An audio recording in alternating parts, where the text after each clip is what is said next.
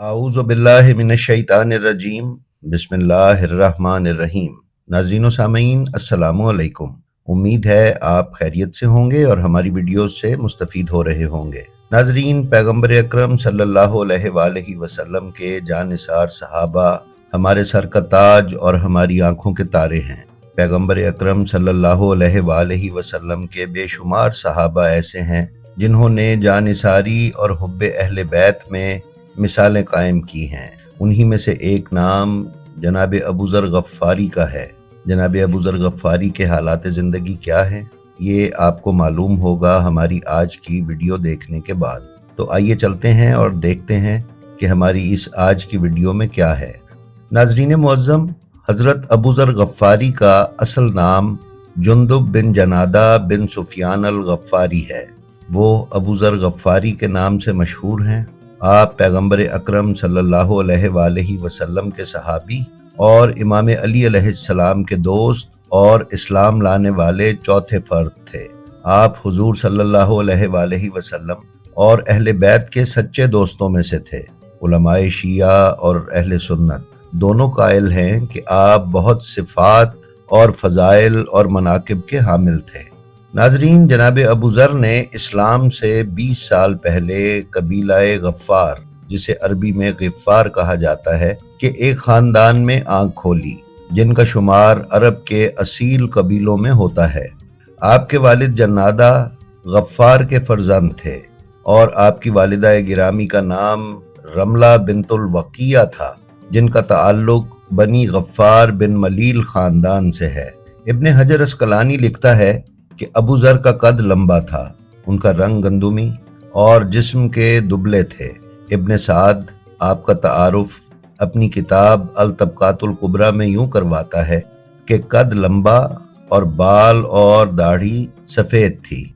बयान किया जाता है कि अबू ज़र इस्लाम लाने से पहले भी एक खुदा को मानने वाले थे, यानी दीन हनीफ पर थे, और हज़रत पैगम्बर सल्लल्लाहु अलैहि वसल्लम की बेसत के 3 साल पहले से भी खुदा की इबादत करते थे।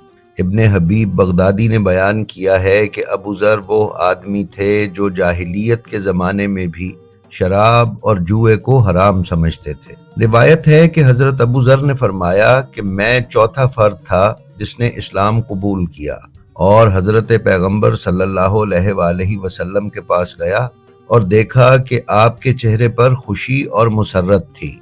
हज़रत इब्ने अब्बास रिवायत करते हैं कि जब हज़रत अबू ज़र को मक्का में हज़रत पैगम्बर सल्लल्लाहु अलैहि वसल्लम की बेसत की खबर मिली तो उन्होंने अपने भाई से कहा कि उस सरजमीन पर जाओ और मुझे उस मर्द जिनका दावा है कि उन्हें आसमान से खबरें आती हैं कि इल्म से आगाह करो और उनकी बातों को सुनकर वापस मेरे पास आओ। लिहाजा उनका भाई मक्का पहुंचा और हज़रत पैगम्बर सल्लल्लाहु अलैहि वसल्लम की बातों को सुना और वापस मक्का हज़रत अबू ज़र के पास आया और फिर उनसे सारा मामला बयान किया। हज़रत अबू ज़र मक्का गए और हज़रत पैगम्बर सल्लल्लाहु अलैहि वसल्लम की तलाश में निकले। जनाब अबू ज़र बयान करते हैं कि जब सुबह हुई तो इमाम अली अलैहिस्सलाम के हमरा हज़रत पैगम्बर सल्लल्लाहु अलैहि वसल्लम के घर गया और इस्लामी रस्म के मुताबिक कहा, आप पर सलाम हो ए रसूल खुदा। मैं पहला फर्द था जो आप पर इस तरह सलाम भेजता था और फिर रसूल खुदा ने मुझे इस्लाम की पेशकश की और मैंने शहादतैन को अपनी ज़बान पर जारी किया। नाजरीन, हज़रत पैगम्बर सल्लल्लाहु अलैहि वसल्लम उनके बारे में फरमाते हैं कि आसमान उस पर साया न करे और ज़मीन किसी को अपने अंदर जगह न दे अगर कोई अबू ज़र से ज़्यादा सच्चा हो तो। एक और रिवायत में रसूल खुदा सल्लल्लाहु अलैहि वसल्लम ने हज़रत अबू ज़र को ज़ुहद और आजिज़ी में हज़रत मरियम से तशबीह दी है। इमाम अली अलैहिस्सलाम से हज़रत अबू ज़र के बारे में सवाल किया गया तो इमाम ने फरमाया, उसके पास वो इल्म है कि लोग उससे महरूम हैं और उस इल्म से वो बहरामंद हो रहा है, हालांकि उस इल्म से कुछ कम नहीं होता। नाजरीन, जनाब अबू ज़र गफ़ारी को खलीफा सोयम के गवर्नर्स के खिलाफ आवाज़ उठाने के जुर्म में मदीना बदर करके शाम भेज दिया गया था। جہاں سے آپ کو حجاز کے ریگستان میں ربضہ کے مقام پر بھجوا دیا گیا اور آپ نے عالم غربت میں ریگستان میں شہادت پائی۔ جناب ابو ذر نے امام علی کو خلافت کا حقدار سمجھنے کی وجہ سے حضرت ابو بکر کی بیعت سے بھی مخالفت کی تھی۔ وہ دوسرے خلیفہ کے زمانے میں ان لوگوں میں سے تھے جو حضرت عمر کی احادیث کی جمع آوری کے ممانعت کے حکم کے باوجود حدیث بیان کرنے سے نہیں رکے۔ وہ کہتے تھے، خدا کی قسم، اگر تلوار کو میرے منہ پر رکھ دیا جائے کہ میں پیغمبر صلی اللہ علیہ وآلہ وسلم کی احادیث کو بیان نہ کروں تو میں اس تلوار کے زخم کو برداشت کروں گا، لیکن حضرت پیغمبر کی احادیث کو پھر بھی بیان کروں گا۔ ناظرین، جناب ابو ذر نقل حدیث کی وجہ سے ہی چند افراد کے ہمراہ زندان میں بھی رہے۔ ابن ابی الحدید نے نقل کیا ہے کہ حضرت ابو ذر کو شام کی جانب جلا وطنی کی وجہ یہ ہے کہ حضرت عثمان رضی اللہ نے بیت المال سے کچھ رقم مروان بن حکم، زید بن ثابت اور کچھ اور افراد کو بخشی۔ ابن ابی الحدید معتزلی بیان کرتا ہے کہ حضرت ابو ذر گلی کوچوں میں فریاد بلند کرتے اور اعتراض کرتے تھے، لہٰذا انہیں مدینے سے نکال کر شام جلا وطن کر دیا گیا۔ ناظرین، حضرت ابو ذر شام میں بھی لوگوں کو پیغمبر صلی اللہ علیہ وآلہ وسلم اور اہل بیت علیہم السلام کے فضائل سے آگاہ کرتے۔ حاکم شام نے لوگوں کو ان کی محفل میں شرکت کرنے سے منع کر دیا اور خلیفہ کو خط لکھ کر حضرت ابو ذر کے کاموں سے آگاہ کیا۔ پھر حاکم شام نے خلیفہ کے جواب کے بعد حضرت ابو ذر کو مدینہ کی جانب روانہ کر دیا۔ حضرت ابو ذر نے مدینہ میں خلیفہ سے ملاقات کی اور حکومتی کاموں پر اعتراض کیا۔ اس پر حضرت ابو ذر کو ربضہ کی جانب بھیج دیا گیا۔ حضرت ابو ذر اور حضرت عثمان کے درمیان گفتگو اور ان کی ربضہ جلا وطنی کی شرح بہت سی تاریخی کتابوں میں ذکر ہوئی ہے۔ اردو میں مطالعہ کے لیے مودودی صاحب کی خلافت و ملوکیت سے استفادہ کیا جا سکتا ہے۔ جناب ابو ذر کو ربضہ بھیجتے وقت حکم دیا گیا کہ کوئی ان سے ہم کلام نہ ہو اور انہیں ودا نہ کرے، اور مروان بن حکم کو حکم دیا کہ وہ ان کو مدینہ سے باہر نکال کر آئے۔ اس طرح کسی نے بھی ان کے ساتھ جانے کی جرات نہ کی۔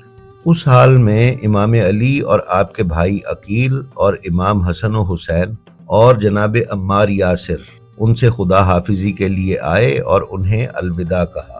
ناظرین، تفسیر قمی میں بیان کیا گیا ہے کہ پیغمبر اکرم صلی اللہ علیہ وآلہ وسلم نے جناب ابو ذر سے فرمایا تھا کہ اے ابو ذر، تم تنہائی کی زندگی گزارو گے اور تنہائی میں ہی موت آئے گی، اور اکیلے مبعوث ہوگے اور اکیلے جنت میں داخل ہوگے، اور تمہاری وجہ سے خوش قسمت ہوں گے عراق کے وہ لوگ جو تمہیں غسل و کفن اور دفن کریں گے۔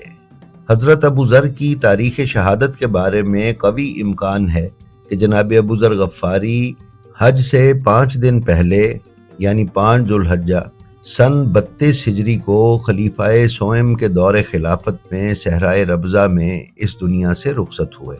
ربضہ کا محل وقوع بیان کرنے میں بھی مورخین نے بہت افراط و تفرید سے کام لیا ہے اور ربضہ کو ایک جنگل قرار دیا ہے جو مدینہ سے 4 کلومیٹر باہر تھا، جبکہ اگر گوگل میپ پر دیکھا جائے تو معلوم ہوتا ہے کہ ربضہ مدینہ سے 200 کلومیٹر کی دوری پر اس وقت کی عراق جانے والی شاہراہ سے قدرے ہٹ کر ایک بے آب و گیا چٹیل صحرا ہے۔ ابن کثیر کا بیان ہے کہ موت کے وقت ان کی بیوی اور بچوں کے علاوہ کوئی ان کے پاس نہ تھا۔ زرکلی کہتا ہے کہ وہ اس حال میں دنیا سے گئے کہ گھر میں کچھ نہ تھا کہ انہیں کفن دے سکیں۔ مہران بن میمون نے بیان کیا ہے کہ جو کچھ میں نے حضرت ابو ذر کے گھر میں دیکھا اس کی قیمت 2 درہم سے زیادہ نہ تھی۔ بیان ہوا ہے کہ جب ذر روتی تھیں اور اپنے شوہر سے کہتی تھیں کہ تم اس ویرانے میں مر جاؤ گے اور میرے پاس کوئی کپڑا نہیں کہ تمہیں کفن دے سکوں، تو حضرت ابو ذر ان سے کہتے مت رو اور خوش ہو جاؤ، چونکہ ایک دن رسول خدا نے لوگوں کے درمیان جہاں پر میں بھی موجود تھا فرمایا تھا کہ تم میں سے ایک فرد ویرانے میں اس دنیا سے جائے گا اور مومنین کی ایک جماعت اسے دفن کرے گی، اور وہ تمام لوگ جو میرے ہمراہ اس محفل میں تھے وہ شہر میں اور تمام لوگوں کے سامنے اس دنیا سے رخصت ہوئے، اور یہ حکم یقیناً حضرت پیغمبر صلی اللہ علیہ وآلہ وسلم نے میرے ہی بارے میں فرمایا ہوگا۔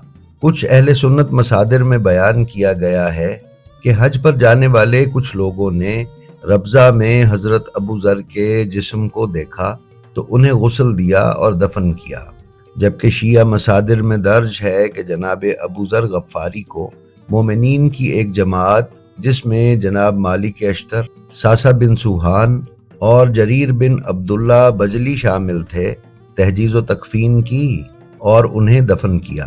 جناب ابو ذر کو غسل جناب مالک اشتر نے دیا اور بمطابق علامہ مجلسی کفن بھی جناب مالک نے ہی مہیا کیا، جس کی قیمت 4000 درہم تھی۔ تاہم یہ بھی روایت ہے کہ سب کا اصرار تھا کہ کفن کا کپڑا اس سے لیا جائے، چنانچہ تھوڑا تھوڑا کپڑا سب سے لے کر اس کا کفن دیا گیا۔